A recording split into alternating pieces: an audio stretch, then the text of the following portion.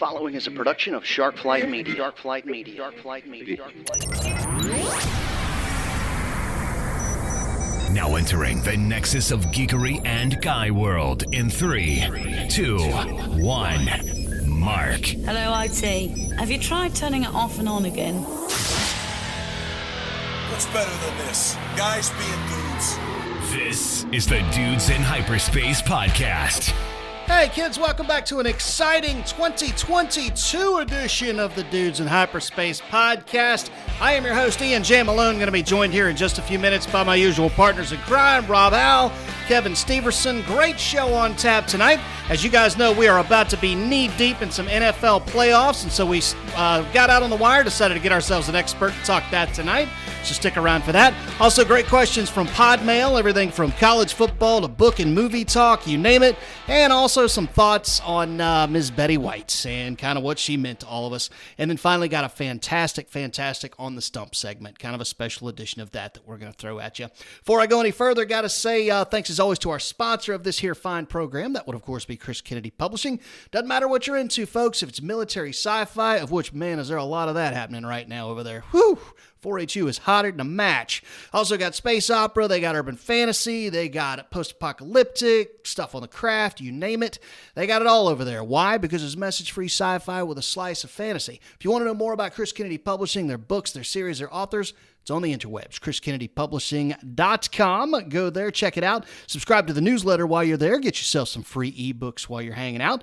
And then be sure to follow them on social media. That would, of course, be Facebook with the 4HU Merc Guild group and the CKP, the Factory Floor group, where you can go hang out with your favorite authors. So speaking of authors, I got two of them who do this show with me every single episode. That would be Rob Howell, Kevin Steverson. Gentlemen, how are we doing this evening? We're doing great. Go Dogs. Okay, I'm back. Oh, that didn't take long at all. Rob, how are you doing, sir? I'm waiting. I was waiting for the Go Dogs. I knew it was going to happen, and I just had to let it go. Kevin, you can rest assured we have a question about that in Podmail, so you will get a chance to talk about how you think your dogs are going to win the national championship and why. I frankly don't know that you are. So, but that is coming down the pike. Fellas, Happy New Year, by the way. I did not get a chance to talk with you guys after our Christmas episode, but Happy New Year. Did you guys have a good weekend this past weekend? Rob, I'll start with you. Yeah, I had a great weekend. I have to admit, the holiday season, I did more holidaying than I normally do. We had family in, and then this past weekend, we got a new couch actually, and I freely admit I was enjoying reclining in that thing and watching as much football as I could this weekend. Probably more than I should have, but man, it's kind of nice to do sometimes. Oh, sure. Kev, how about you, man? Did you make it to midnight on New Year's Eve, or were you in bed like I was? No, we made it to midnight, so that was good. I just getting over having the flu, so that was really good. But it's hopefully 2022 is a lot better than 2021, because that year tried to take me out twice with the COVID in last January and then with the flu at the end of the year. So, yeah, we have done the flu thing around here, and thankfully no COVID to speak of. It's been in the family, but we have not had to deal with that in this house this year, which has been nice. So, well, as Rob mentioned here just a second ago, we got some serious football happening right now. It is scramble time. People are jockeying for these last playoff positions. It looks like we know who the favorites are going to be heading into the playoffs. But still a lot of questions left to answer heading into Week 18 of the regular season. As we are wont to do on this program, we went out and got ourselves an expert to come in and talk about that particular topic. And Rob, you are pretty much the professor of football on this show. Who'd you go out and find for us? Rumor has it we know him. Yeah, we do. His name is Bob Sturm, and he is a writer for The Athletic. He is on one of the Dallas-Fort Worth sports talk shows on every weekday afternoon, and he's also pretty active on Twitter. He writes some of the best articles on football around, as he talks about himself as a sports nerd, and he gets a chance to really delve into the nerdy side of things on the way. So he's one of my favorite people to follow on Twitter, and if you're gonna do Twitter, he's certainly one of the names I would suggest. So, hey Bob, how you doing tonight? Doing great. Thanks for having me. Thanks for coming on Dudes in Hyperspace again. I really appreciated having you on for the draft show. It was a great show, and now we get to the fruition of at least the first year of that draft, and we wanted to chat a little bit about the NFL playoffs coming up. And I know you're busy, so let's do this. All right. First of all, what do you think about the new playoff format with the extra team and the number one seed getting the only bye, and it seems like quite an advantage for sure. Yeah, it should be. I really don't like change in general, and so I will tell you that if I had my preference, I would probably go with what's familiar to me, which is the good old days of two teams having byes and only 6 teams in the playoffs. And even before that, we did 5 teams in my lifetime. So now 7 teams in the playoffs and only 1 team getting a bye feels a little bit crazy to me for a couple of reasons. One, as you mentioned, only 1 team seems to get that real special double advantage, which is you never have to leave home and you also don't have to play the first weekend. I would say one or the other is probably fair. Both seems a little bit like you're running up the score. But, of course, last year the 1 seed did not survive in the NFC, so maybe it's not as big a deal as I think it is. And then the bigger problem for me is the 7 seed is usually not a very good football team. And I do kind of like the idea that we only put good teams in our NFL playoffs. By the time you get to the 7th best NFC team, we're generally talking about someone with some pretty significant flaws. So, if I want to be old man, I certainly could be talked back into the old format, but I realize we have more teams because we want more playoff games, because we want to sell more commercials and give us more to do in January. So I should probably just get with the program. Well, I'm right there with you because I actually think, if I remember right, I'm a little older than you, and I too agree that I thought the 12 total playoff teams out of 32 was a really nice balance. You had to be a good team to be one of the top ones. You said something in there I've been thinking about myself. What if the 1 seed got the bye and the 2 seed got home field advantage if the 2 played? That's interesting. I don't know that the league would go for that. Maybe the 1 seed gets to choose whether they want the bye or the home field throughout. I don't have any idea. It just seems a little bit. I don't know. Maybe a lot over slanted to the 1 seed, but maybe they've decided they want that to be something extremely special, and it is. I assume Green Bay and Tennessee are both going to. Green Bay's already got it. Tennessee looks like they're going to get it, and in both cases, I suppose that has to make them the odds-on favorite to get to the Super Bowl. Well, like I said, we'll see. The thing about the NFL playoffs that is unlike any other sport is it's a 3-hour deal, man. And then the NBA first round takes 2 weeks. In the NFL, man, 1 fumble, 1 tip pass at the line of scrimmage can derail a train. So nothing is certain in this crazy sport of ours. Yeah, you look back at the Immaculate Reception, the Tuck Rule, the Des Bryant play. All these playoff games that turn on the smallest of things. But that's one of the reasons we love the game. So you mentioned the Titans. Are they the favorite now because of that 1 seed, or do we still think the Chiefs are the best, are going to make it in the AFC? Well, I might. Yeah, I am definitely a leader, of the choir when it comes to believing in franchise quarterbacks, and special quarterbacks are always going to be favored in my head over ordinary quarterbacks, and for that reason, I do expect the Kansas City to be the team to beat, and I do expect that they are capable of going into Tennessee and winning in an AFC title game if they have to, and so I don't necessarily think Kansas City is anywhere close to as perfect as they appeared to be the last couple years, but I still think I trust them the most, and so Tennessee's going to have that big advantage. They're going to have the off week, and then they're going to get to play the lowest remaining seed in the divisional round. But then they're going to have to play, I assume, the Kansas City Chiefs, possibly the Buffalo Bills. And in that situation, I would probably fancy the road team. So no disrespect to Tennessee. I know they expect to be disrespected because that's how it works there. And frankly, that's probably what happens to teams that have not had extended playoff success, is that people fall back on past accomplishments. So I like Tennessee. I don't know that I love Tennessee in the playoffs. Well, I agree with you, and I think the reason that I don't love them is probably the same reason you don't, and that's of the top teams we've seen get 1 and 2 seeds.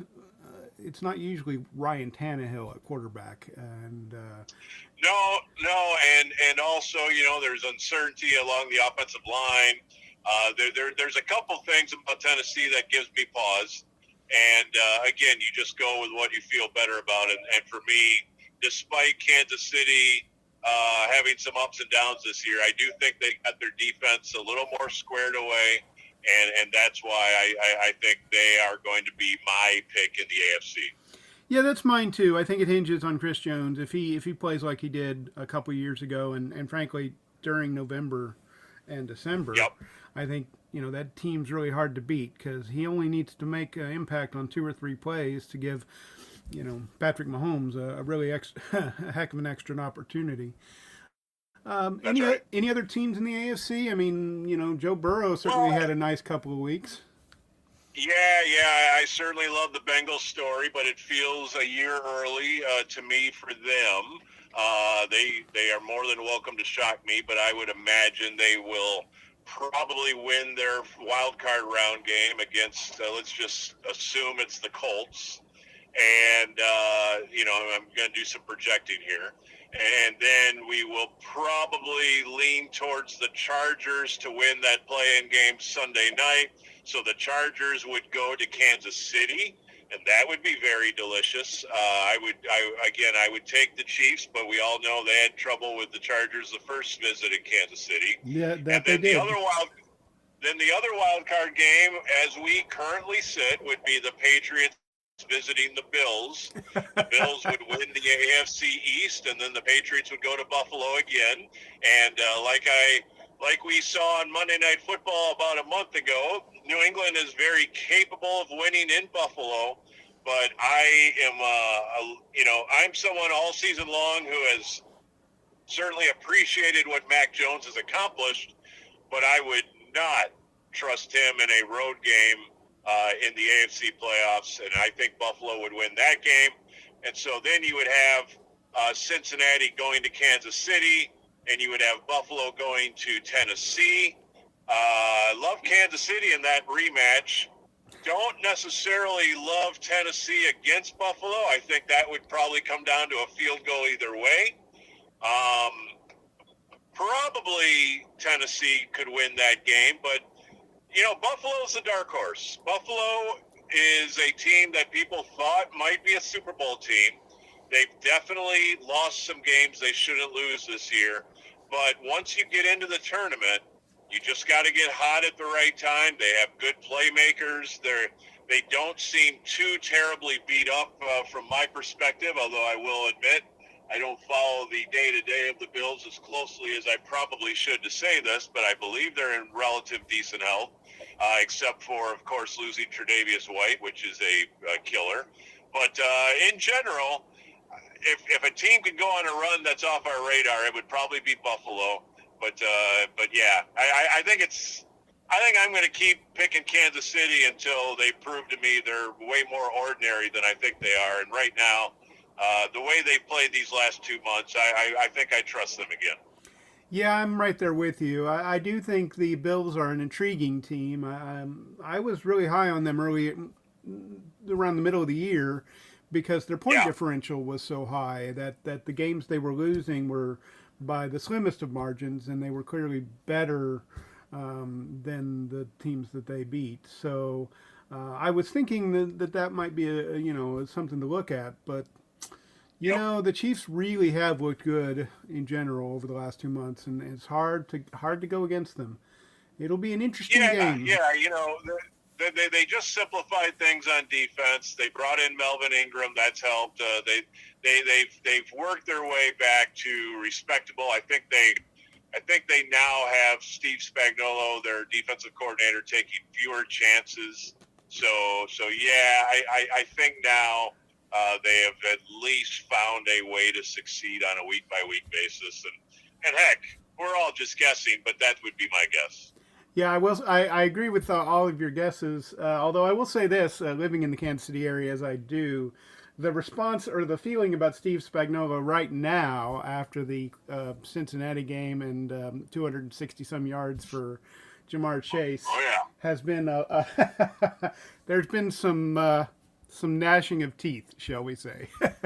Oh, for sure. There's no doubt that every organization with high expectations has their go-to default piñata to hit when a team disappoints, and Steve Spagnuolo is absolutely the piñata in Kansas City. There's no doubt about that. He sure is.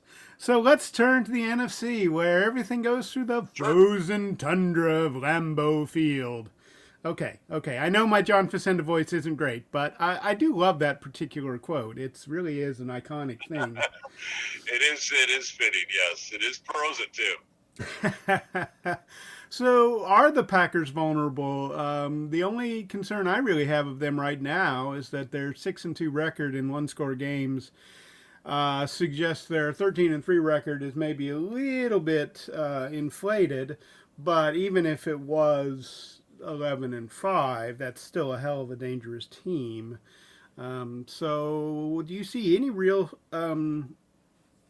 cracks in their chance to head to the Super Bowl? Oh, yeah. Well, first of all, understand that they've been 13-3 the last 3 seasons, and you know, the year in 2019 ended in the NFC title game. 2020 ended in the NFC title game. 2019 was in San Francisco. They got obliterated. 2020 was home to Tampa Bay and Brady, and so the last thing they want to do is have to play Tom Brady again, although the Buccaneers now are pretty beat up themselves. So yeah, Green Bay's vulnerable, and here's the biggest reason why. This is weird, but I've always believed this because I am a cheesehead from birth, and so I know what cold weather is, and I know it sucks, and I know I don't want to live there.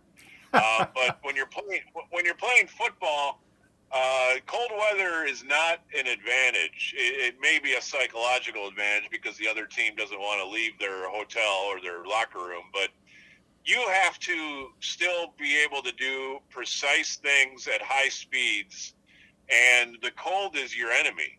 And so the Packers are a passing team.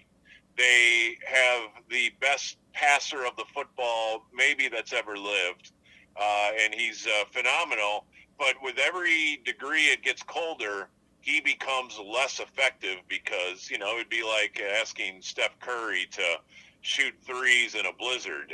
At some point, Mother Nature is actually a great neutralizer. And so the colder it gets, the more ordinary Aaron Rodgers and the offense will get.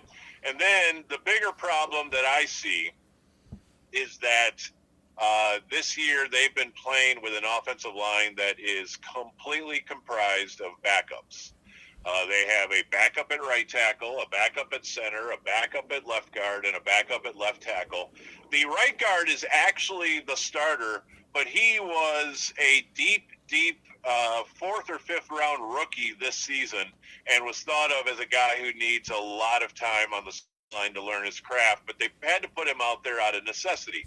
And so at some point in the playoffs, last year it was the Tampa Bay game, at some point they will meet a defensive front that can combine with coverage that makes Aaron Rodgers hold the ball a little longer than he wants, and then they can get to him and sack him. And if you obviously get pressure on any quarterback, they become very ordinary very fast. So that's a somewhat complicated answer to a very simple question of, does Green Bay have weaknesses? Absolutely.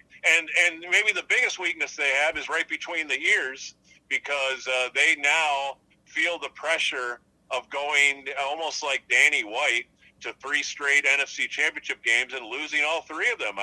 Certainly Aaron Rodgers' legacy is great, but people at some point are going to ask, hey, where's your second Super Bowl? You didn't even go to one, let alone win a second one. So I think there's pressure on him to prove that he is a multiple Super Bowl winner before he gets too old.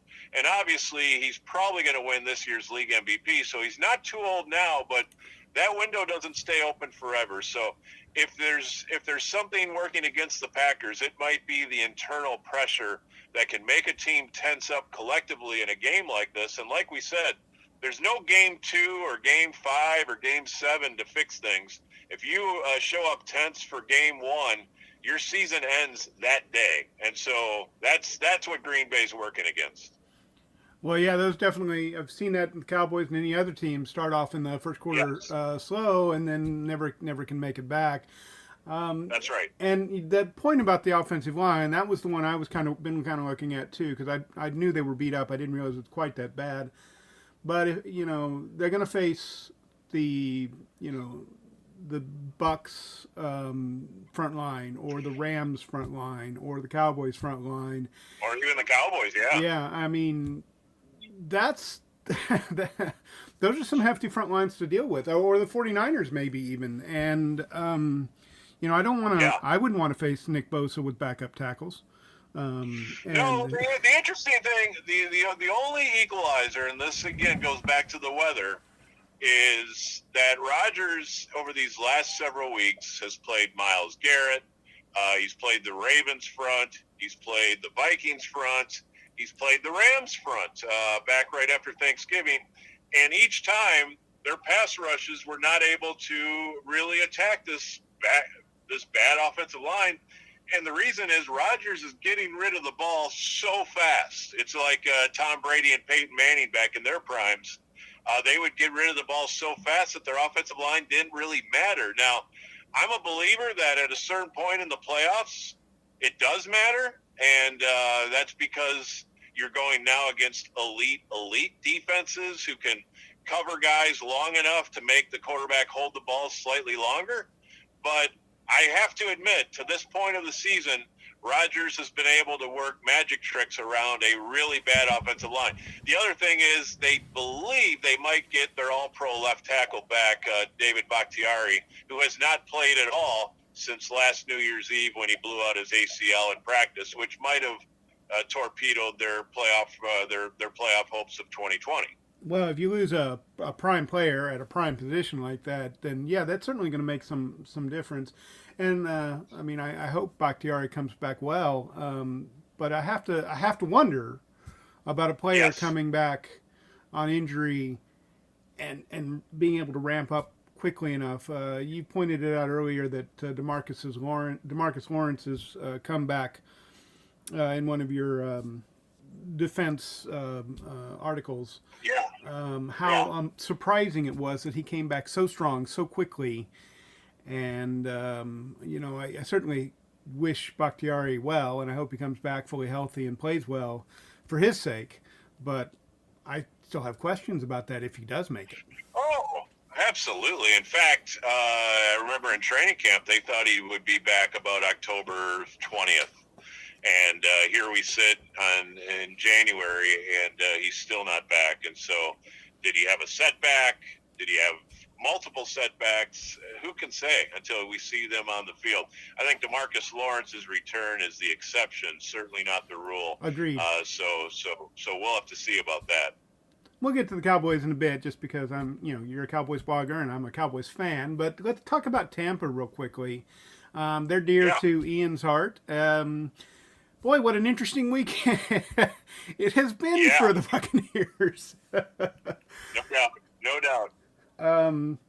I can only imagine the conversations that have happened since Brown walked off the field between Brady and Brown. Brady has to feel betrayed.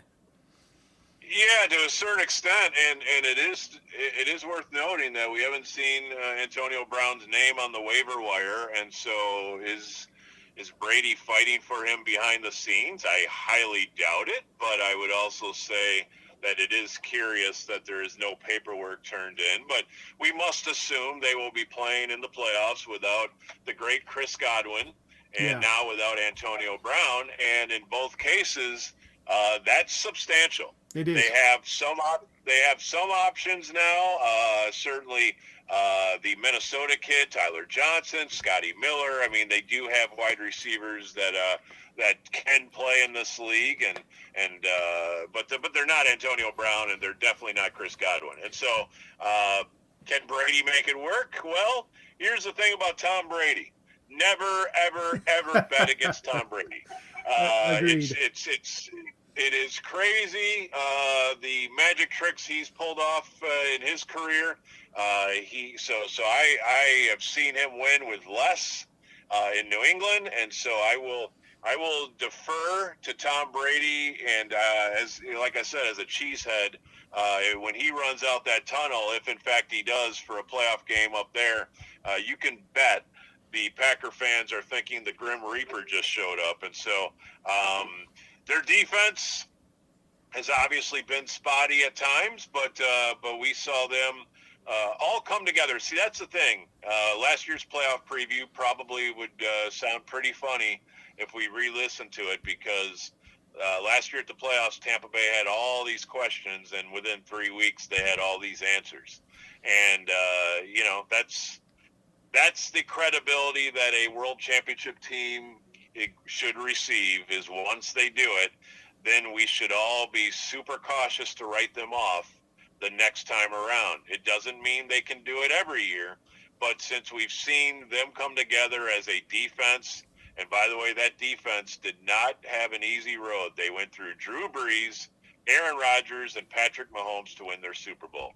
And the defense was not carried by the offense. The defense held its own and dominated games. And so when that Tampa Bay defense with that aggressive scheme shows up for playoff games, they will have the full attention of any offense they play against. And so I think a smart man might still say Tampa Bay should be your favorite. But yeah, their boat is rocked a little bit right now with the injury and then the craziness of the walk-off in New York.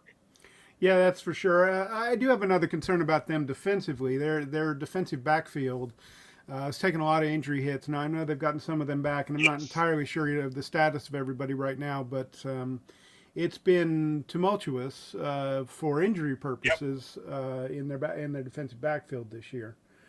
No doubt. Yeah. Sorry, go ahead. No, I would echo your sentiments. A big random thing in this league, and it feels like the Cowboys might be on the positive side of it for now. But the big randomness in this league that we can never second guess, of course, is are you healthy entering the playoffs? And they are. So that's a good thing. Yeah. So let's go to the Cowboys then. Obviously, I was really disappointed with the game against the Cardinals. A lot of things happened, and while there are some things that I would have liked to have seen done differently in terms of bounces of the ball and that sort of a thing, clearly, as you pointed out in your Decoding Kellen Moore article, they played poorly. Their offense just didn't have a good grasp on the attack, that multiple attack that the Cardinal defense hit them with. That one particular play where you had 5 offensive linemen blocking 2 defenders and 2 going after, I think it was Schultz and Pollard, and so 7 blockers in, and they still got to Dak for a sack. That's worrisome. Yeah. Yeah, the whole offense has just looked discombobulated for quite a while. Some people point back to Dak's injury in New England. I don't know that those two things are necessarily correlated because offenses and quarterbacks and teams go through ups and downs, and there's usually not a real clear reason or explanation. It's just sports. It's 2 teams, and they're both trying hard, and they're both super talented, and just like if any of us try to do anything that requires a little of skill, whether it be playing golf or shooting hoops or anything. There are some days where you can't miss, and there are some days where you can't hit a single shot. And so, I mean, that's life even at the highest level. And so the Cowboys have looked very, very poor. They're looking for answers. They can't run the ball with any effectiveness, and Dak just does not necessarily seem like the same confident, aggressive quarterback he did earlier in the year. And what makes this all the more anxiety inducing is the fact that it feels like so many horrible ends to so many horrible seasons down here. And so the benefit, the Cowboy fans do not offer the benefit of the doubt at all. And nor should we, to be honest. No, honestly, no.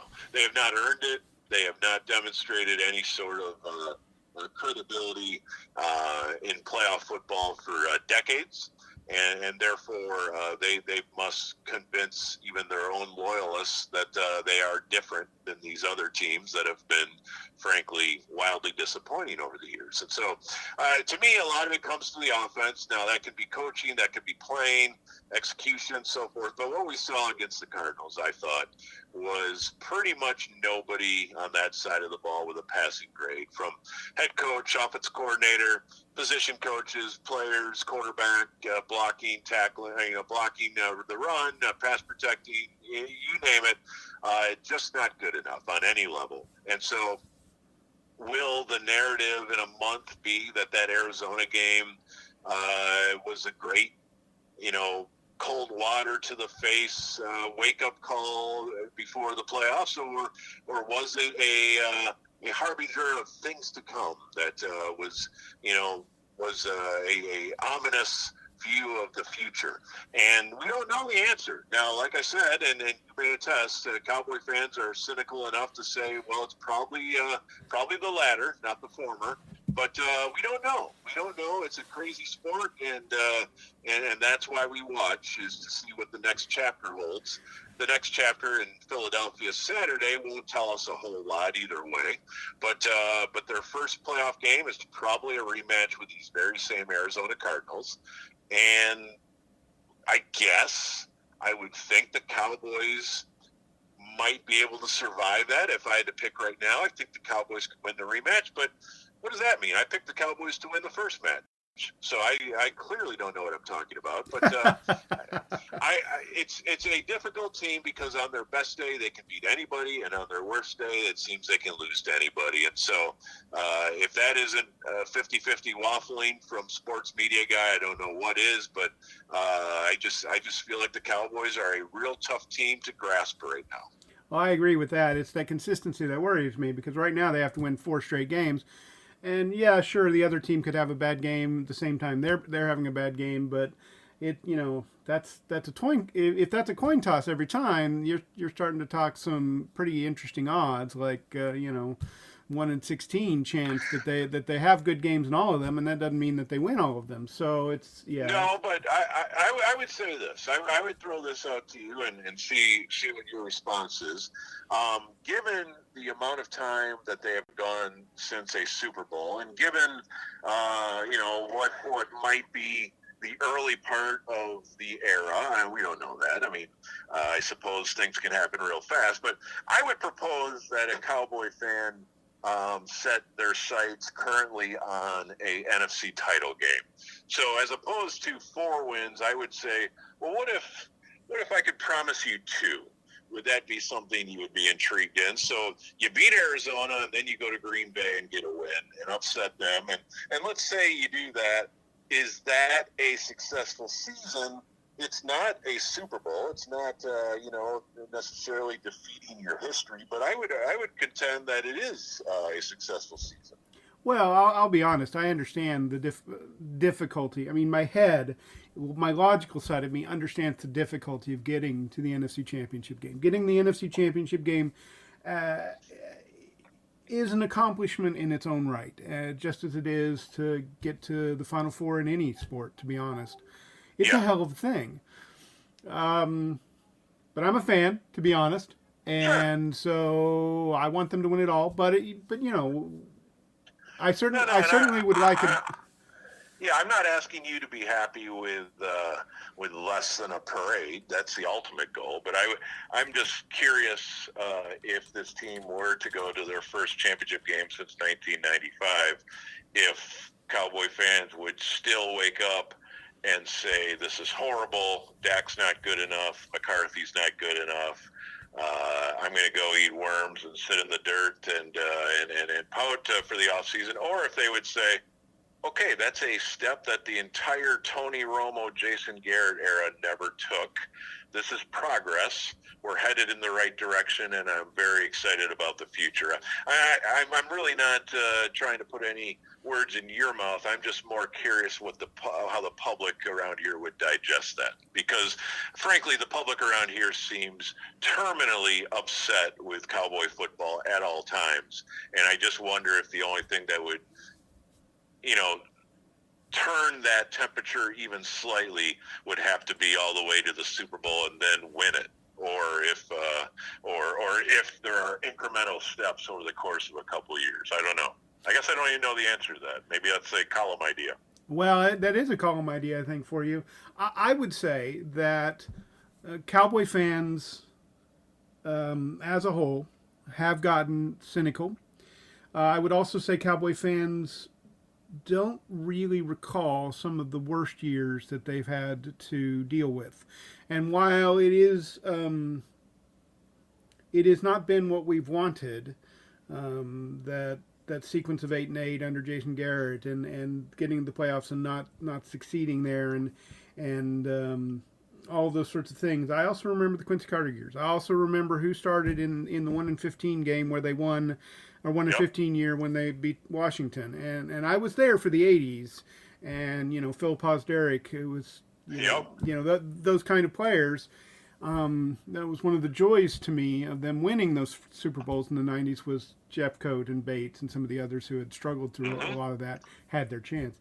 So for me, yeah, it would be a step forward. But I would say that that my guess is if they don't get to the Super Bowl, it's going to be about how much Dak sucks and stuff like that. I don't think that's fair. No. But it's the Cowboys, and to be honest, they've the whole America's Team thing and all of the things that they've done well in the past, and all of the marketing that Jerry Jones has done has justifiably put a target on their back. I have zero problem with there being that target on the back. I don't necessarily think it's fair, but it's the way, it's what they've earned, to be honest. Sure, absolutely. It'll be an interesting storyline.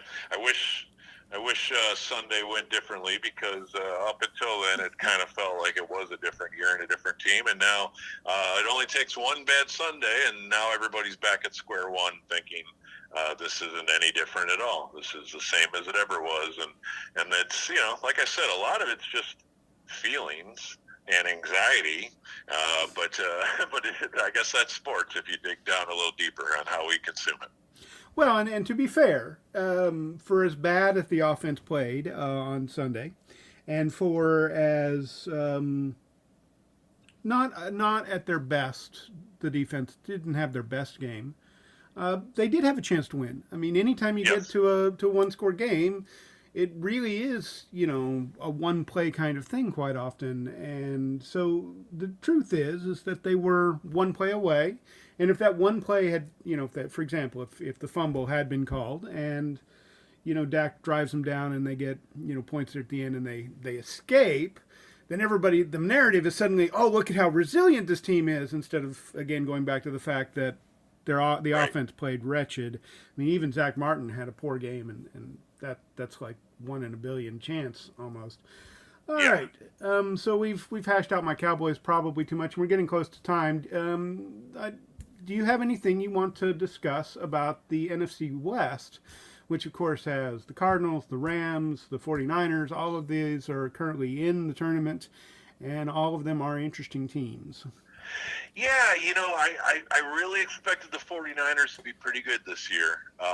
So their second half is not a surprise to me. Their first half of their season is, and of course, the Garoppolo problem is very much a problem, but he's probably their best chance right now. Trey Lance looks intriguing. I won't go much further than that, but they paid so much for Trey Lance that there's no question Garoppolo will be playing somewhere else next year. Whether he's starting next year, I suppose, is its own conversation. That might not even be that interesting for us to have right now. But I mean, they gave 3 number 1s and a third for Trey Lance, just a king's ransom. So that's their guy moving forward, of course. The other 2 teams, I think the Matthew Stafford Rams story is incredibly interesting. I'm not a very big believer in either Stafford or their roster construction. I think they've made some very reckless decisions that are certainly focusing on the present and basically saying, who cares about the future, because if this doesn't work, we'll get fired and it won't matter anyway, so we'll let somebody else worry about it. But I mean, I have to be honest, the Rams are incredibly top heavy, but that gives them a puncher's chance, because like we said, they don't have to be good for 5 years. They just have to win 3 or 4 games in January, and it will all be worth it. So I don't think they will, but I also would not bet heavily that, in their first matchup or their second matchup that they're going to get blown out, because they're probably not. But that Robert Woods injury hurts them a ton. Such a great player. Yes, such a great player. But, clearly with Cooper Kupp and Odell Beckham and even the kid Van Jefferson, they can move the ball on you with Higbee, and now they're starting. I saw Cam Akers is gonna play on Sunday, and they might get Darrell Henderson back. So who knows about the Rams? But at its core, their quarterback situation is a player, a Dallas kid, of course, and Stafford, who is a very popular quarterback. The media seems to always blame somebody else, but I'm a little bit cynical, and I think over the last 3 weeks he's thrown 6 interceptions, some of them just ridiculous, and I don't think that will be successful in the playoffs. As far as the Cardinals, the DeAndre Hopkins thing really hurts them, on top of the J.J. Watt thing. If Hopkins magically made it back for the playoffs at full strength, I think it would be a different discussion, because Kyler Murray is, on his day, ridiculously impossible to defend. But without Hopkins, they get ordinary, so much so that they can't win in Detroit. And so, there's some elements there. So, honestly, it's the byproduct of a tough division.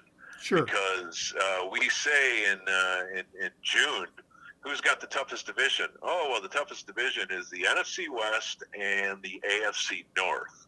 Well, what does that mean? Well, on one hand, it might mean they put 3 teams in the playoffs, but on the other hand, it might mean they all beat themselves silly, and that nobody come playoff time looks incredibly healthy or ready, because they've all been beating on each other. And I think in the AFC North and in the NFC West, that's exactly what's happened. Is, yes, those teams, the AFC North had all 4 teams in playoff contention 2 weeks ago, but none of them look very healthy, and none of them look like Super Bowl contenders to me. And the same is true in the NFC West. I think they'll put, they got 3 teams going to the playoffs, and I don't think any of them necessarily have that top level. Although, who knows, right? But if I were to guess, I do think the Dallas Cowboys would be a tough matchup for Green Bay, but I do kind of think that Green Bay probably has a little bit more. I do think Tampa Bay can get past their division game, and so I think we have an NFC title game again, Battle of the Bays up in Green Bay. I think Rodgers beats Brady there, but I also think it will be just as tense and just as on the on the eye of a needle situation as last year's was. And you should not be shocked if it is Brady. But I think this year's Super Bowl will be Super Bowl I all over again, Kansas City and Green Bay. Yeah, that seems likely to me too. Wonder if Max McGee can come out of retirement, or I actually think he's dead. But I don't think he will be able to make it. I do believe he has left the building. Yeah, although I have to ask this as a Green Bay fan, obviously Cowboys have been a little bit stressing about Greg Zuerlein. Mason Crosby comes out. You're 1 point down, and he's got to kick a 45-yarder to get you to the Super Bowl. How you feeling? Yeah, no, you're torturing me there because they should have went and got a better kicker. But this kicker is great friends with Aaron Rodgers, and we know that Rodgers is essentially the GM and the coach right now. So I assume that he would not have them, go get another kicker. And so I think you're spot on with a nervy Mason Crosby kick with all the marbles in the middle would give me indigestion, to say the least. That figures. So if it is the Chiefs and the Packers, who do you think would win? I don't have any idea. I know this sounds like I've been a homer by picking Green Bay. I never do, by the way. I never pick Green Bay. I always find their flaws, and I always think they're going to lose. But there's just something about this Rodgers season that has been the most bizarre year of his career, where he's almost looked like he's gone out of his way to make people hate him.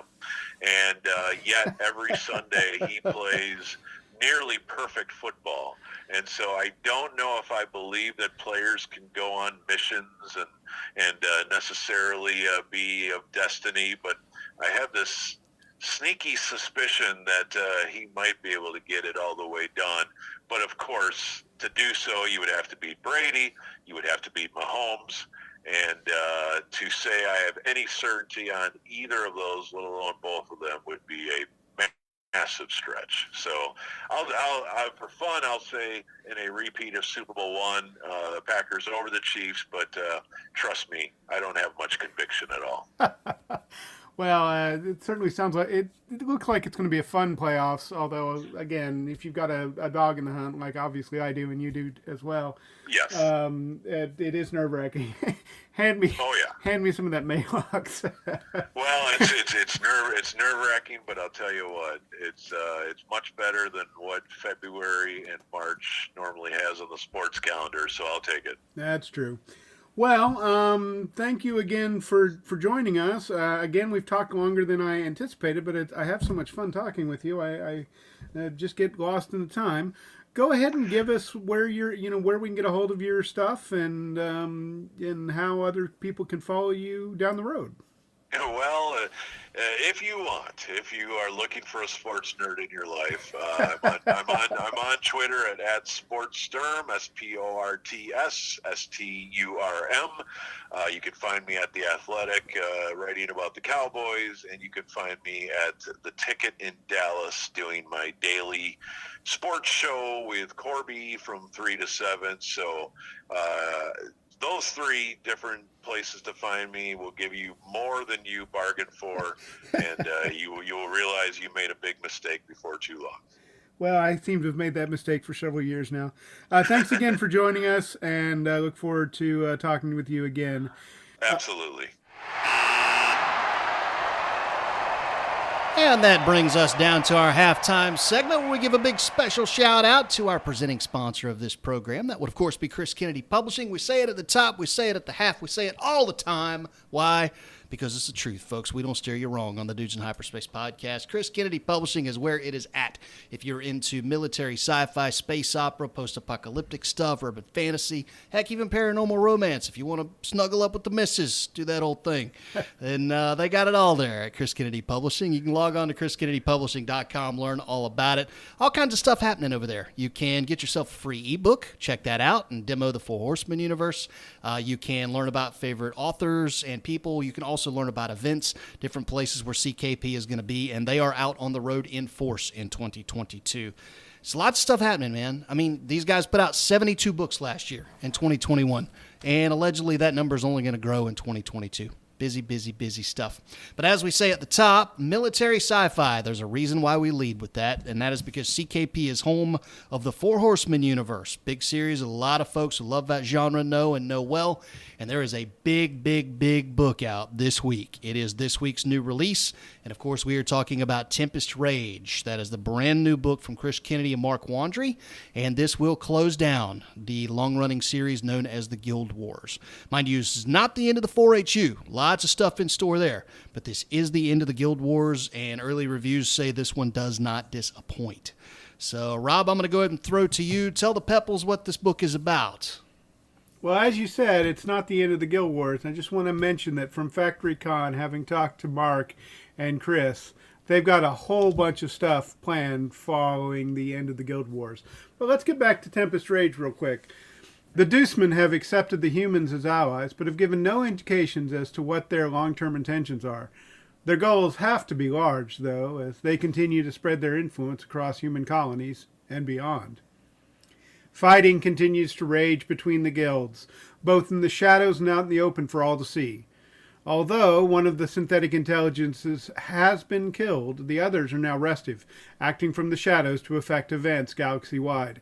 Unfortunately, the search for Minerva, the Science Guild SI, hasn't borne any fruit. Wherever Minerva is, she's sure to be plotting the downfall of humanity in general, and the Four Horsemen in particular, and she will likely strike when humanity least expect it. Civilizations battle civilizations looking to redress old grievances. This should be a time of great profit for the Mercenary Guild, yet the Guild sits on the sidelines, allowing the battles to rage nearly unchecked. Meanwhile, the threat of the Karaman grows ever nearer. Although they withdrew, everyone knows they haven't gone far, and they could show up again at a moment's notice. As the end of the Guild Wars draws near, only one thing is certain. The Tempest will rage until the very end. Nice. Well, this book is not yet released at the time that we are recording this program, so I didn't have anything on Amazon to go check out, but I did mention that early reviews are very good on this one. So I reached out to our good friend Brother Kennedy and had him send me along some of the thoughts that the launch team readers have had to say for this book. And so, Kev, I'll go ahead and turn over to you, man. What did the early reviewers for this book have to say? Well, Launch Team Reader 1 says it's a fantastic book that makes you want more with every page. All the horsemen are in action. So many moving parts. Launch Team Reader 2, Tempest Rage, is like the best roller coaster ride ever. It answers so many questions about what's happening in the 4HU, but opens up so many more. Launch Team Reader 3, Tempest Rage might be the end of the Guild Wars. Oh no, but I can't wait to see where things go now. Very cool. Well, there's lots of other stuff happening around CKP, and that would, of course, include the audio world of things, where we've got a new book coming out in audio format from the Salvage Title universe, and that would be the Through the Gate anthology that came out earlier this summer. I've actually got a story in that one. Rob, are you in that one, Through the Gate? No, I am not. Okay. All right. Through the Gate was a fun one for people who are keeping an eye out on my current project that I'm working on, The Last Argonaut. I will tell you, my story in Through the Gate, probably going to be one that you're going to want to put eyes on before you go read Last Argonaut. Just take my word on that. But let's step to the man who started all of this. Real quick, Kev, what do folks need to know about Through the Gate? What kind of stories are they going to get in that anthology? It's a really, really good book. I mean, it's 8,000 years in the future.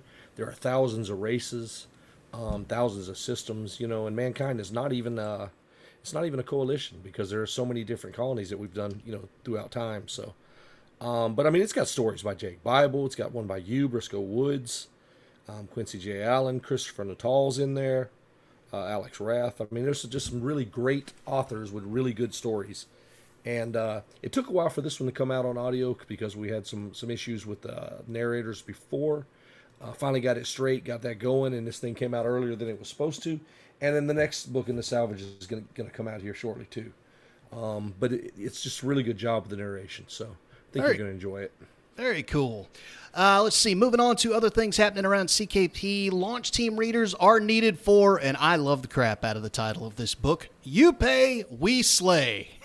It's a brand new anthology set in the Hit World universe from William Allen Webb and Larry Hoy. So if you're interested in checking out early reads for You Pay, We Slay in the Hit World universe, then slide on over to ChrisKennedyPublishing.com and click on the Contact Us page, shoot them a message, and tell them that you're interested in joining the launch team for that. Well, this week also, New Mythology just released Seeds of Dominion. This is the second Eldros Legacy novel. This one's by Quincy J. Allen, the same Quincy J. Allen that Kevin just mentioned, who was in Through the Gate. Quincy's a busy guy. It's a fantastic novel set on the continent of Daemonon, one of the 5 continents in the Eldros Legacy. And we're really excited about this. Frankly, I think this is the best thing Quincy's ever written. So I'm really excited about that from that perspective too. Very cool. Well, as we do with these particular shows, folks, be sure you keep an eye out on the show notes. We'll place links there to both of the new releases. So whether you're into the 4HU or the Elder Rush, you can go check that out and grab it right there from the show notes off of the old Amazon machine. So that's pretty well the latest and greatest of what's happening around Chris Kennedy Publishing. One more time, if you want to know more about them, they're online at chriskennedypublishing.com, and they got all kinds of good stuff there for you to check out. So go forth and do it. Ladies and gentlemen, hear ye, hear ye. On the Stump. All right, folks. Well, it's that time again. As you know, On the Stump is a very special segment that we do on occasion. It's not an every episode kind of thing. It's just when we have something that we want to say on a very specific, very particular topic. And in this case, it is a topic that means a lot to all three of us because we all grew up as football fans. You guys listen to this show. You know that by now. I mean, good Lord. Listen to the first half of this episode. You know we love the pigskin.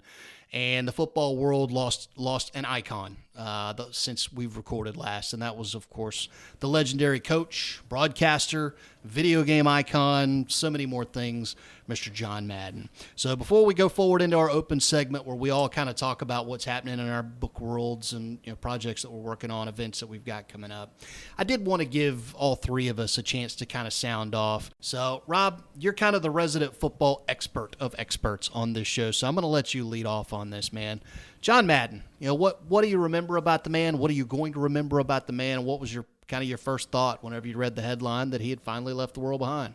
Well, I think as a Cowboys fan, you have to look back at those 90s Cowboys teams and his commentary on Nate Newton and Sweat and all the other things. But, we can remember him as a broadcaster, remember the game and everything like that. But one of the things that I'd like to take this moment to remember, when he was hired on as a coach, he was the youngest head coach the NFL had seen.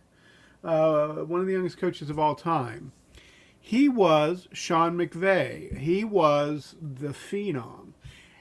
And yeah, we remember him more for his, over-the-top persona. But man, the dude was really smart and really driven. And the things he changed behind the scenes of broadcasting and game construction might very well surprise you. Oh, yeah, I could not agree more. I mean, for most of us, in my generation anyway, the broadcasting is how we remember John Madden. I remember John Madden football when I was 13. You could make the argument, honestly, that John Madden football is the reason that I'm a football fan. I grew up in a house of a Florida State alum, and so college football was always on our television at home. But I could not play sports as a kid. And, so many young fans, they become fans because they play the sport. And I wasn't in that boat.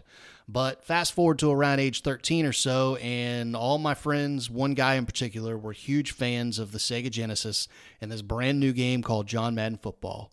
And I learned how to play it just because I wanted to hang around with the rest of the guys. Like, that's what everybody else was doing. So I wanted to be part of the gang, and you got to learn how to play the game. And, I distinctly remember the day that the light went off. I turned on the Fox broadcast of, I don't remember what game it was, but the Buffalo Bills were on. And it occurred to me, that's Thurman Thomas, number 34. I know who he is.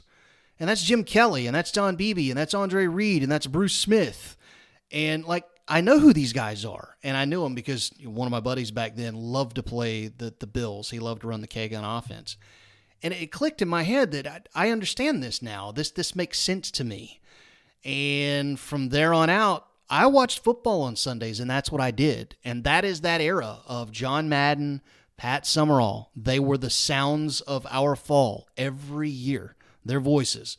Watching John Madden throw a turkey leg around at Thanksgiving, the Madden bus, where was it going to be, the big Madden cruiser. It was so much fun, and he defined an era really unlike anybody else that I can think of in sport. He had such a unique impact on the game of football that there will never be another one like him.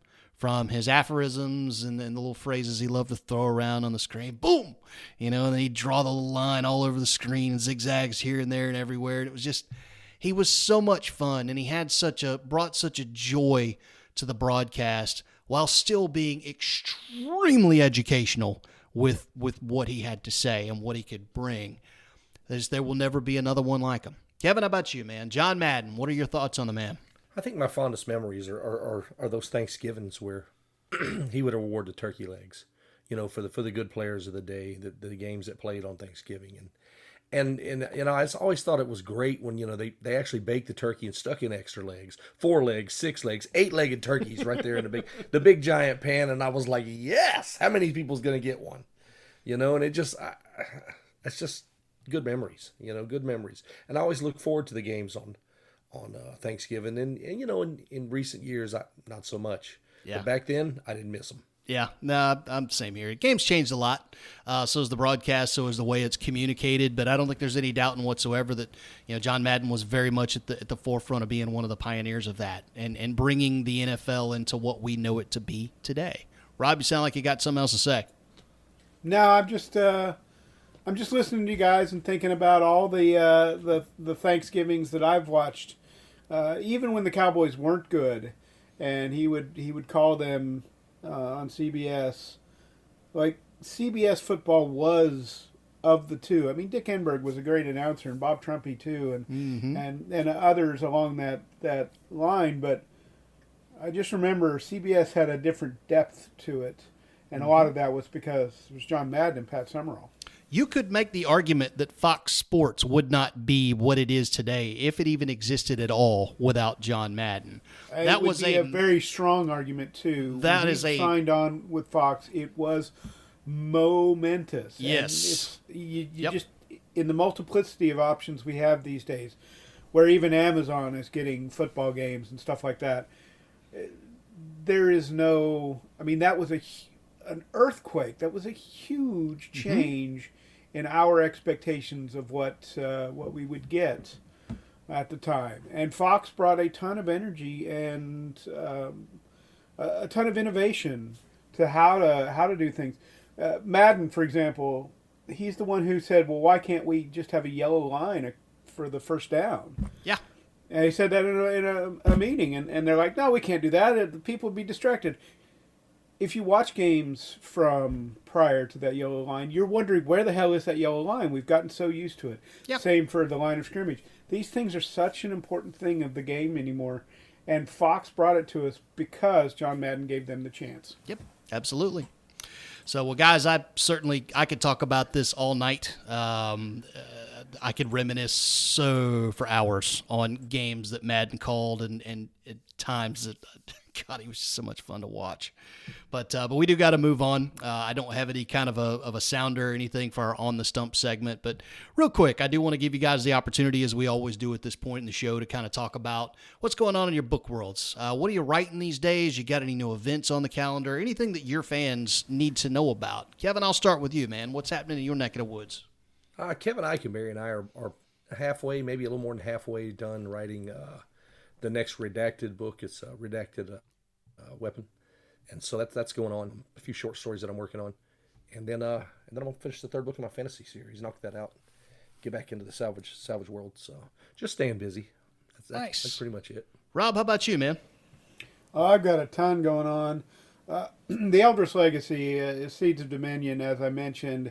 That's starting to take off, and I'm just trying to keep up, to be honest, in that. And part of that is getting my own story, The Door into Winter, written. I'm doing pretty good on that, but time is coming when that needs to be, prepared to be out. But it's an exciting project, and I've had a great time working with these people, and it's really something to be proud of so far. As for events, I'm pleased to say I'll be at Chattacon next week, and maybe even trying to bring you some snippets from Chattacon from here. Who knows? We'll see what happens there. But I'm looking forward to getting back into the con swing of things. Like I say, Chattacon is next week. I'll be at Superstars. Then I'll be at Fantasy and Planet Comic-Con in April, and who knows what's going to happen in the summer. But it's an exciting time for me as we watch New Mythology and the Eldritch Legacy start to really gain some steam. It's exciting. Nice. Well, progress continues on The Last Argonaut. I am just now getting started on writing the opening pages of that particular story. Why? Because this will probably go down as the biggest... it's up there with the biggest world-building projects I've ever done. And it's not because I'm creating a new world.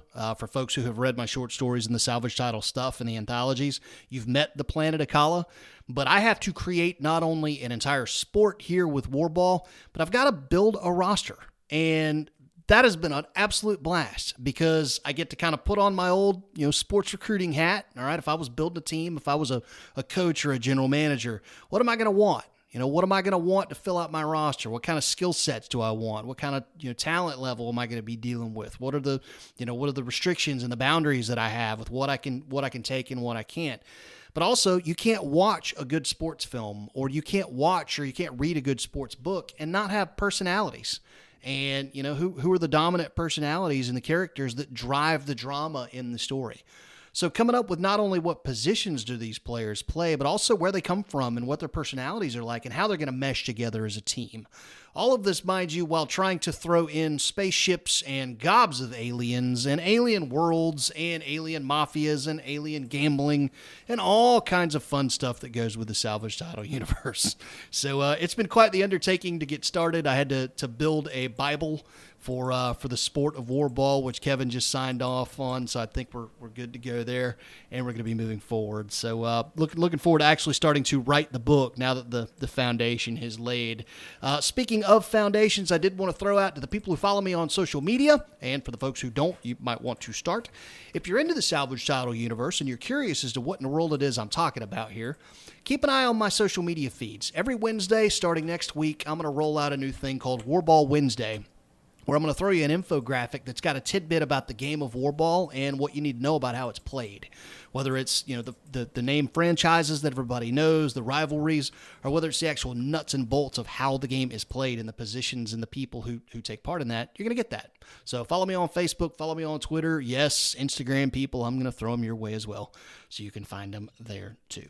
But that's pretty well what's happening around with us, and I think it's about high time. Ian, I have to give you some advice here. All right. If you need some characters for a great sports movie, I'm going to toss a name at you, not one of the normal sports movies that people talk about all the time. But if you want characters and kind of alien characters, I suggest you watch The Fish That Saved Pittsburgh. Do you know this movie? Never heard of it in my life. Ever. Didn't even know it existed prior to this moment. Learn something new every day on the Dudes in Hyperspace podcast. It had Meadowlark Lemon. It had Dr. J. It had Stockard Channing. It's how the basketball, an NBA team in Pittsburgh decided to live there, to plan everything around their starting lineups and all the stuff around astrology. And it's very 70s. It's very disco, but it is really fun. And yes, like they have a guy in there who was protesting the draft. He actually went to Vietnam. He was protesting the NBA draft. So it's got all sorts of characters. So if you want to have some alien characters, The Fish That Saves Pittsburgh is right up there. All right, good to know. All righty, well, that's enough out of us and what's happening in our world. Let's say we listen to our listeners, see what they got to say. It's time for Pod Mail. You've got mail. All righty. Pod Mail is, of course, brought to you by our good friends over at the International Association of Science Fiction and Fantasy Authors, or IASFA, as we call them around the old studio here. Great stuff happening over there, guys, and it doesn't matter whether you're an author or whether you're a reader. There's lots to offer you there. For our authorly crowd, go to IASFA, make sure you sign up there, become a member. That's at iasfa.org, and start building community. That's what they're all about. It's about creating a big environment where authors can come together and share ideas, whether it's about craft stuff, whether it's about professional stuff, learning how to market your books and finding editors, the nuts and bolts of driving a business as a writer or a publisher. They're there to foster that community for you to learn new things and network and meet people. For the readers, We got book bundles galore, all right? Coming up this month, it is Young Adult Science Fiction Month. That's going to be happening later on in January, so stay tuned for that. Go to iasfa.org, sign up for their mailing list. They'll keep you in the know on everything that you need to do, and also throw you some exclusive stuff out that the people who just surf on the website or hang out in the Facebook group won't get. Again, that's all at iasfa.org, and that is our friends at the International Association of Science Fiction and Fantasy Authors. Sponsors of this here fine segment on this fine program. Okay, let me pull up our questions. First one comes to us from Dante, who says, well, gents, it's that time. Time to crown ourselves a national champion in the world of college football. If memory serves, Kevin and Ian picked Georgia to win it all back in the summer, while Rob picked Alabama. Looks like you guys were spot on. Now the question becomes, do you stand by those picks in the wake of the SEC title game?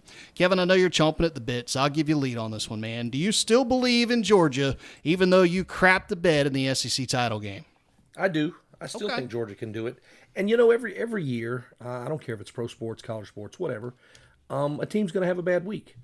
Alabama had a bad week in Texas, with Texas. You know what I mean? Sure. So Georgia happened to have their bad week during the SEC game. Not the right time to do it, but they turned right around, and you saw the defense that was there the rest of the season against Michigan. Mm-hmm. There was no doubt the defense was there. Georgia scored more points than Alabama did against Cincinnati. Georgia did better on defense than Alabama did against. I mean, it's just, I don't see Georgia having another bad game. So if they both play like they're capable of, yes, Georgia has a chance to beat Alabama, but they're not going to have that bad game. At the same time, I don't see Alabama's quarterback having the game of the year. He already had that when he played Georgia. Okay. Can't have two. They pay him $1 million, so I'm sure he's probably capable of doing something. Rob, how about you, man? You standing by the Alabama pick? Of course I am, if only just to irritate Kevin. I mean, what else are friends for, right? You know, it's two great teams. It's a 50-50 game in many ways. I really don't know. I mean, I've got no good handle on this. I think it's going to be a fun game to watch. But I'm going to root for the first time in my life, I think I'm going to say this. I'm going to root for Alabama, just so Kevin and I can yell at each other while the game's going on. Fair enough. I did indeed pick Georgia back in the summer. I'll be rooting for Georgia. As I've noted before, my sister went to UGA for grad school, and we have other family with ties to UGA. So, you know, we're fans of the Dogs in our house when they're not playing Florida State. Having said that, I learned my lesson. I'm not betting against Saban in a national championship game or in a game when things are on the line. I'm sorry. Georgia may well pull this out, and I hope that they do. But I'm not betting against Bama until it's shame on, prove me one. What's the phrase I'm looking for? Get me once, shame on. Yeah, fool me once, shame on me, or shame on you, and fool me twice, shame on me. I butchered that, but you get the idea, guys. That's kind of where I stand with Alabama. I picked Georgia in the SEC title game, and they let me down. I'm not doing that again. All right, next question comes to us from Jonathan. I see online where Khyven the Unkillable is book 1 of the Legacy of Shadows series, while Seeds of Dominion is book 1 of the Legacy of Deceit series. Both are part of the Eldros Legacy series. What's up with that? Rob, you're the czar of all this stuff, so you explain it to the man. Well, what we're trying to do is make things easier for the reader long term. The 5 continents of the Eldros Legacy are separated. So much like, for example, you would read The Incredible Hulk, and you would read the Captain America or Iron Man or any of the other Avengers, and they would be separate comic strips. That's sort of what we've got going on here. Could be a time, though, that the Avengers sort of scenario comes out to play. But for right now, it's because each one of these stories by Quincy, Marie, Mark Stallings, myself, and Todd Fonestock, by the 5 founders, we're developing our own threads. To make it easier for the reader, we wanted to make sure that you knew the reading order of these threads. We look to the Four Horsemen universe as our guide, and I've seen quite a few people in the Four Horsemen universe, readers of the Four Horsemen universe, express some frustration as to how to read everything in order. I mean, what is the reading order? And it's a fantastic universe. I'm so proud to be a part of it. But one of the things we're trying to do is make it easier for readers in the long term as we get more and more books down the road. Make it easier for them to know how to read the books to get the best value out of it. Very cool. All right, next question comes to us from Dan. I read an article on Screen Rant the other day that broke down the differences fans can expect from the Percy Jackson television series on Disney Plus versus the mediocre films that came out a few years back. That got me to thinking, when was the last time do you guys think that Hollywood actually got it right transitioning a book into a film or television series? That's a good one. I was not a Game of Thrones guy, so I can't weigh in on that. I kind of checked out on The Expanse in the actual books by about book 3 or 4. And so I did tune in to that show when it started on Sci-Fi before it shifted over to Amazon. And from what I can recall, it was pretty true to form. They took some liberties with it because they had to because of a change of medium. But for the most part, the narrative that was told there, the characters that played that out, I thought were pretty true to form in The Expanse. So, Rob, how about you, man? Can you remember the last time or a good example when the book actually was done justice by the on-screen version? So there are gaps in the story that sometimes seem irksome to those of us who love The Lord of the Rings. But one has to look back at the Peter Jackson Lord of the Rings series and say that's a pretty epic set of movies to reflect a pretty epic set of novels. Let's not get into the Hobbit and the liberties there, nor am I enthralled at all about the possibilities of what's going to happen with this TV show. God, I do want to. Yeah, no, I got no time for that, man. I've read some of the liberties they're taking with that, and no, I don't think we'll be checking that one out. I do want to say this though. It seems to me that if you want an accurate representation of something that is written, that the time you need to have is much more than what films can really contribute. I think the best representation of stories in films are things like Blade Runner, and because it's representing a short story in a movie length, which seems to fit well the time frame you need. Sure. Otherwise, you're looking at things like The Winds of War, where you need a miniseries or things down the line. For a movie, it's really challenging to be able to do. I will say this, though. We haven't seen it yet, so I can't confirm it. But man, the new version of the new Dune is extraordinarily promising. So that may change my answer when we get that one. Okay. Kevin, how about you, man? Books to films, books to television series, you got any favorites or any that you thought were really done justice? I think Lord of the Rings was probably the last one that was done justice. It's not exact, but it was very good, and I think part of that was because they filmed all 3 back to back to back over those 11 months, and so they were able to keep a lot of continuity in that. But I will tell you this, okay? Obviously, salvage titles being made into a movie. It is extremely difficult to take 300, 350 pages and condense it down to 100, 110 pages, which is a script. Okay. What are you supposed to do? I mean, it's down to 110 pages. There's nothing you can do about that unless you want a 6-hour movie or something. I mean, it's just, it is what it is. And so that's, people need to realize, that's what has to happen. Sure. Well, and we're coming at that from the writer's perspective. We understand that. I think in the minds of fans, all they really want is for the product that makes it to the screen to honor the legacy of what made them a fan to begin with in the book. The spirit of the story told, the spirit of the characters.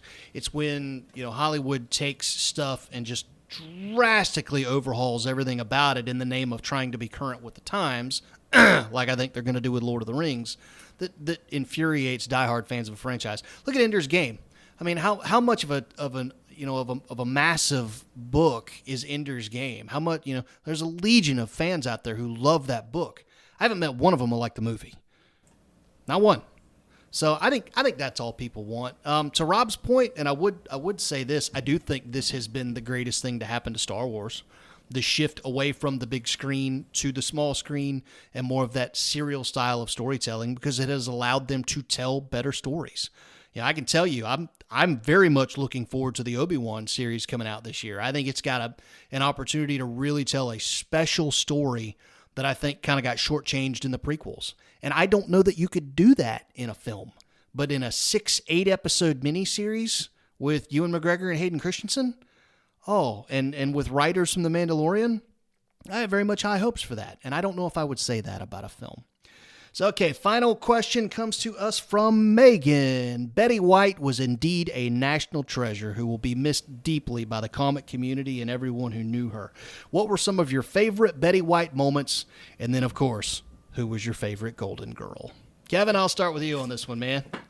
I liked her on the show. I really did, because she was just so cynical and just so...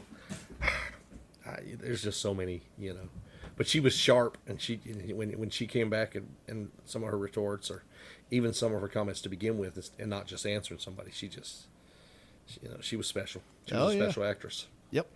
Was she your favorite Golden Girl? Yes, she was. Okay. Rob, how about you, man? Betty White, what say you? Well, so many to choose from, but I have to say, even though she wasn't necessarily the primary star, the talent in general on Mary Tyler Moore, the Mary Tyler Moore Show, was immense, and she was one of the reasons why the talent was there.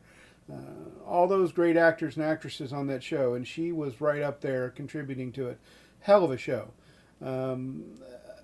As for my favorite Golden Girl, I was never a huge Golden Girl fan, but I've always really liked Rue McClanahan. Okay. All right. I was just about raised on the Golden Girls. Half my family's from Miami Springs area. So that show being set in Miami really kind of hit home for us. My grandfather on my mom's side in particular absolutely adored Golden Girls. It was always on whenever he was around the house. So that was always a favorite. As far as my favorite Golden Girl, I will forever love Sophia, the mom, who was in reality the youngest actress on the show. Fun fact. But God, she was hilarious. Well, I got the 7 sets of Hoodas on the coffee table. One of them was looking to get a boob job. Just hysterical. Her delivery was just absolutely incredible. But then again, you could say that about everyone on that cast. As far as favorite moments with Betty White, obviously there are a ton to remember. I think Kevin nailed it when he talked about just how sharp she was. She really didn't miss a beat. I mean, you could hit her on improv stuff and she would always have something to come back and say. As far as favorite moments with her over time outside of Golden Girls, I don't know if anybody will agree with roll with me on this or not, man, but 90s WWE was all about shock value. And when she came on and married Mark Henry, it was some of the funniest crap that was on TV at the time. Absolutely hysterical. It was well written, and it was some of the funniest. It was what made 90s pro wrestling so much fun, was because it could get just so outlandish. And she had no problem rolling with all of that. And it was just, it put a smile on your face every Monday to watch Monday Night Raw when she would come out. It was hysterical. And the pops she used to get from the crowd were just tremendous. So, Betty White, man, we are definitely going to miss her. But boy, she gave us a great 100 years, didn't she? She sure did. We are blessed to have lived in the time when she lived. Yep. All right, guys. Well, I think we are coming down on the hour here, so it's time to fly some white flag on the first episode of 2022 and talk about what we're looking forward to. White flag. All right, Rob, I'll start with you, man. You got anything on the radar in the immediate future or just in 2022 in general that you're looking forward to?